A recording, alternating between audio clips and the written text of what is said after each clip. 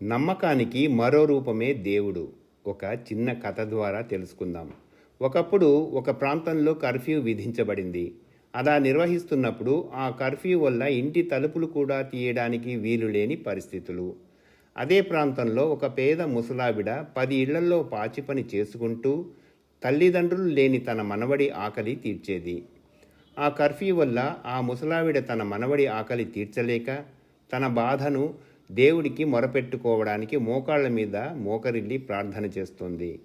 ప్రార్థనలో భాగంగా ఆవిడ దేవునితో, భగవంతుడా, ఆకలితో ఉన్న ఒక మనిషికి ఒకప్పుడు పక్షితో ఆహారాన్ని సమకూర్చావని విన్నాను. అలాగే నా మనవడి ఆకలి కూడా తీర్చగలవని ప్రాధేయపడుతున్నాను అన్నది.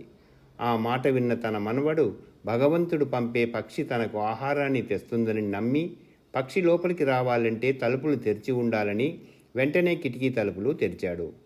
అయితే ఆ కిటికీ పక్కనే కాపలాగా నిలబడి ఉన్న ఒక పోలీస్ వెంటనే కిటికీ తలుపు మీద కొట్టి లోపలికి తొంగి చూశాడు.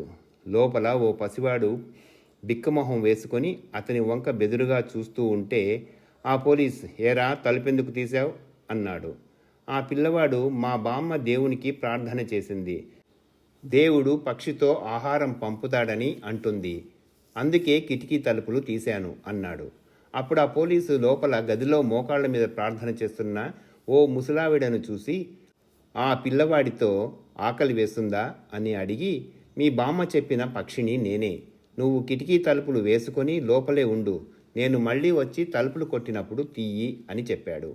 ఆ పోలీసు ఒక మూసి ఉన్న పచారీ కొట్టు తీయించి పప్పులు, ఉప్పులు, బియ్యం అన్నీ తీసుకొని ఆ రోజుకి తనకిచ్చిన భోజనాన్ని కూడా తీసుకెళ్ళి ఆ పిల్లవాడి ఇంటి కిటికీ దగ్గర వెళ్ళి తలుపు కొట్టి అందించాడు.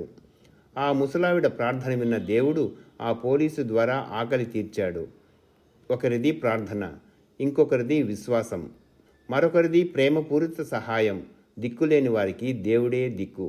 ముసలావిడ ఆ సమయంలో ఏ విధంగానూ అవకాశం లేకపోయినా దేవుడు చేసిన మహా అద్భుతాలను గుర్తు చేసుకుంటూ స్తుతిస్తూ చేసిన ప్రార్థన. నమ్మకం, ఆ చిన్న పిల్లవాడు తన మామ్మ చేసిన ప్రార్థనకు దేవుడు సమాధానం ఇస్తాడని నమ్మి కిటికీ తెరిచి మరీ వెతకడం నమ్మకానికి మరో రూపమే.